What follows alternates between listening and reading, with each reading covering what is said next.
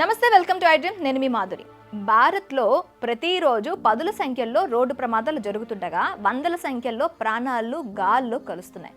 నిర్లక్ష్యం, అతివేగం, నిద్రలేమి, అవగాహన లేమి, మద్యం సేవించి వాహనాలు నడపడంతో ప్రమాదాలు జరుగుతున్నాయి. ప్రమాదాలను అరికట్టడానికి ఎన్ని రకాల నిబంధనలు పెట్టినా వాటిని జనం లెక్క చేయడం లేదు.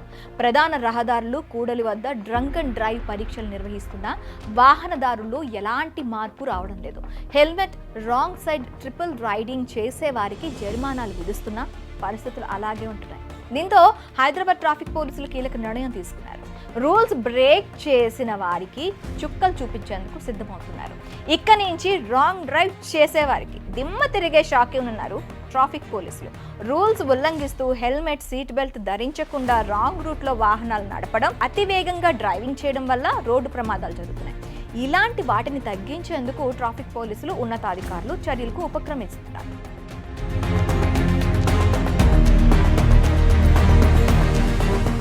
ఇకపై ట్రాఫిక్ నిబంధనలు ఉల్లంఘించే వారు, ముఖ్యంగా రాంగ్ రూట్లో డ్రైవింగ్ చేసేవారి డ్రైవింగ్ లైసెన్స్లు రద్దయ్యేలా చూస్తామని అన్నారు. ఈ మేరకు రవాణా శాఖకు ప్రతిపాదనలు పంపించినట్లు, త్వరలో గ్రేటర్ అమల్లోకి రానున్నట్లు అధికారులు తెలిపారు. ఈ ప్రతి ఏటా గ్రేటర్ హైదరాబాద్లో వందల సంఖ్యలో రాంగ్ డ్రైవ్, హెల్మెట్ లేకుండా వాహనాలు నడిపే వారి కేసులు పెరిగిపోతున్నాయి. అతివేగం కారణంగా అమాయకులు మృత్యువాత పడుతున్నారు. పెద్ద దిక్కు కోల్పోయి కొన్ని కుటుంబాలు రోడ్డున పడే పరిస్థితి కూడా ఏర్పడుతుంది.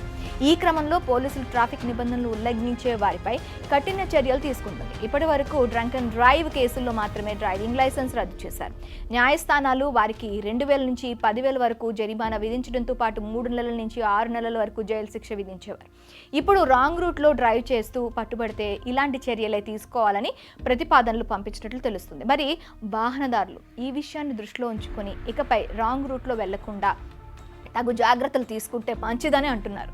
నేషనల్ క్రైమ్ రికార్డ్స్ బ్యూరో లెక్కల ప్రకారం దేశంలో ప్రతి ఏటా 4.5 లక్షలకు పైగా రోడ్డు ప్రమాదాలు జరుగుతున్నాయి.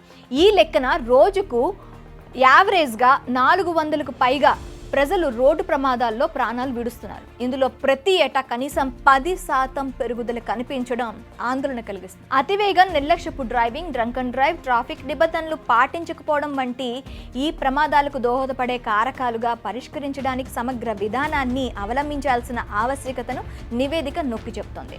ఎన్ఫోర్స్మెంట్ మెకానిజంలను బలోపేతం చేయడం, డ్రైవర్ అవగాహన, శిక్షణ కార్యక్రమాలను మెరుగుపరచడం, రోడ్లు, వాహనాల పరిస్థితిని మెరుగుపరచడంలో పెట్టుబడి పెట్టడం చాలా కీలకం. యుద్ధాలు, ఉగ్రవాదం, నక్సలిజం ఘటనల్లో మరణాల కంటే రోడ్డు ప్రమాదాల్లోనే మృతుల సంఖ్య ఎక్కువగా ఉందని కేంద్ర మంత్రి నితిన్ గడ్కరీ పేర్కొన్నారు. దేశంలో ఏటా లక్షల సంఖ్యలో రోడ్డు ప్రమాదాలు చోటు చేసుకుంటున్నాయన్న ఆయన రోడ్డు ఇంజనీరింగ్లో లోపాలతో పాటు మానవ తప్పిదాలే కారణమన్నారు. ప్రతి ఏటా 1,50,000 మంది రోడ్డు ప్రమాదాల్లో చనిపోతున్నారని, కనీసం 3 లక్షల మంది తీవ్రంగా గాయపడుతున్నారని అన్నారు. దీనికి తగ్గట్టుగా రాష్ట్ర ప్రభుత్వాలు కూడా కఠిన చర్యలు తీసుకోవాలని సూచించారు నితిన్ గడ్కరీ.